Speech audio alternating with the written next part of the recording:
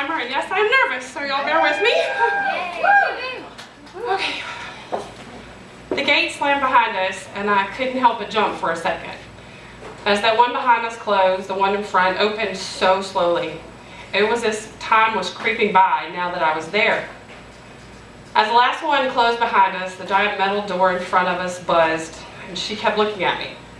I wondered what she was thinking as we put our hands under the black light for the guards to verify our hand stamps, and I realized at that point I didn't care what she was thinking. I had waited almost 30 years, confined to my own internal house of hell, and he had caused it. Whew. I dreamed of this day for years, and I was going to get what I wanted. I was going to get my moment, no matter what anyone thought. I was about to get my moment to let him have it. And as we walked to his unit, my heart was racing, and I was doubting myself. I remember watching our shadows down the sidewalk and panicked over our silence. The chaplain was beside me. Lord knows she was a surprise. The whole morning had been a surprise. Lockdowns at a prison while listening to people talk about God, combined with the end of June heat in Tennessee, was not exactly on my list of things to do that morning. I had one mission, and that was to tell him what I thought of him. We got to the room for the visit, and I realized I didn't want her to leave. I suddenly realized maybe I needed someone with me after all. Maybe the fear inside of me wasn't gone, and maybe I really wasn't ready to do this. We were confined to this tiny room that both of us barely fit in. I could hear the doors throughout his unit slamming. I can't do this, I told her after I caught the corner of his prison-issued shirt when he sat down.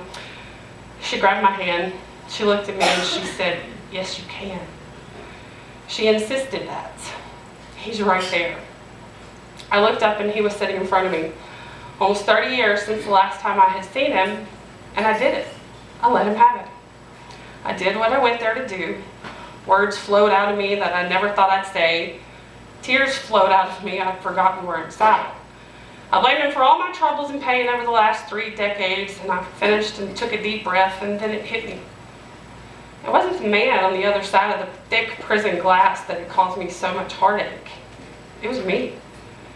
I was only when I was staring at his face, filled with rage after doing what I had come to do, that I realized it was time for everything to end. I even heard a voice. It said, "That's enough, let it go."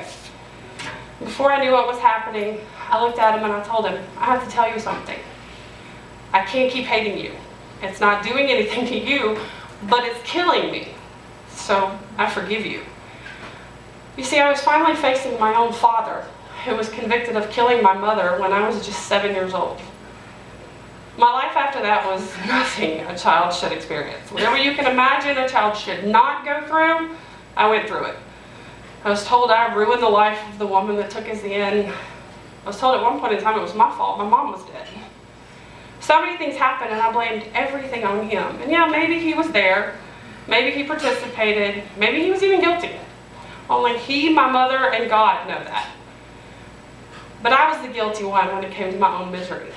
I was the one that kept myself confined to my own life of hell, not him. When I walked off death row that day, everything changed. I mean, everything. I remember telling the chaplain, who I had just met that morning, "Those birds are so loud." She doesn't remember saying this, but I'll never forget it. As we stood there, the most prolific words I had ever heard were uttered from the mouth of the woman I had just met that morning. She said, "Maybe you can just now hear the birds for the first time." I laugh now, thinking of how I was again panicking inside. Was she right? Did it take forgiving him to release me from my own confinement? Did my life just change by simply vocalizing such a thing to a man I've been taught to hate for most of my life? I left the prison, raced to a friend who was waiting at this totally awesome cigar shop here in Nashville. I couldn't wait to tell him what happened. I was free and I could feel it. And that was June 26th of 2012. Ever since then, I can't hate it. I can't. I've tried and it doesn't work. I don't have it anymore. My life has been incredible since that day. I joined a church that is the most awesome church on earth. Before that day, I would cry every night I was alone without my kids. I wanted my mother. I wanted him to die. I wanted it all to go away. But now, I share chicken tenders and fries with the best roommate on earth.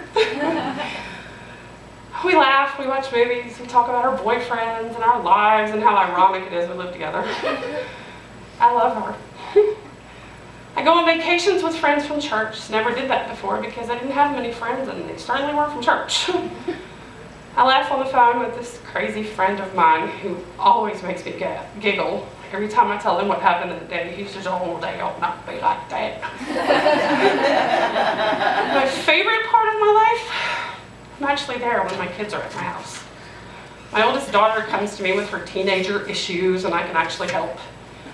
My son asks me about the mind of his 16-year-old girlfriend and her latest emotional drama, and I help.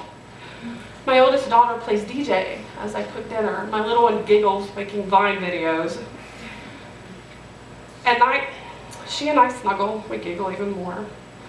I love my life now. Do I still have moments? Of course. Tomorrow should have been yet another day the state of Tennessee executed the man I know as my father. He's had several execution dates over the past 30 years, and they've all resulted in a stay of execution. Before that day in 2012, I would have been angry with each state-issued halt of what I felt was needed. Now, I say thank you to the state of Tennessee. Had you done what the people chose to do back in 1985 and all the other dates after that, I would still be confined.